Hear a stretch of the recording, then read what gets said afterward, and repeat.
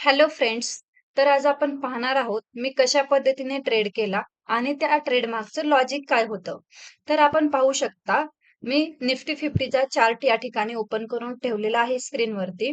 तर आज दिनांक आहे 29 मे 2026. आजचं हे मार्केट आपण पाहू शकता. तर मी स्क्रीनवरती एक ट्रायंगल पॅटर्न देखील ड्रॉ करून ठेवलेला आहे. तर आपण पाहू शकता या ठिकाणी एक साधारणपणे 12च्या आसपास हा ट्रायंगल पॅटर्न ड्रॉ झाला आणि त्या ठिकाणीच मी ट्रेड घेतला होता.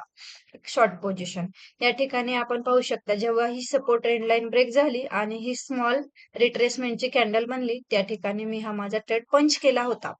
आणि माझा जो स्टॉप लॉस म्हणाल तर तो जी वरची रेजिस्टन्स लाईन आहे त्याच्या अगदी थोडासा वरती मी स्टॉप लॉस लावलेला होता आणि टार्गेट जे आहे ते होतं या ठिकाणी. तर या ठिकाणी असा हा माझा ट्रेड होता, आपण पाहू शकता.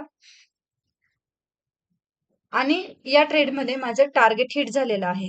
तर आपण पाहू शकता, की ज्यावेळेस आपण नेहमी पेशंटली वेट करत असतो, त्यावेळी आपल्याला भविष्यात कधी ना कधी ट्रेडिंगमध्ये फायदाच होत असतो.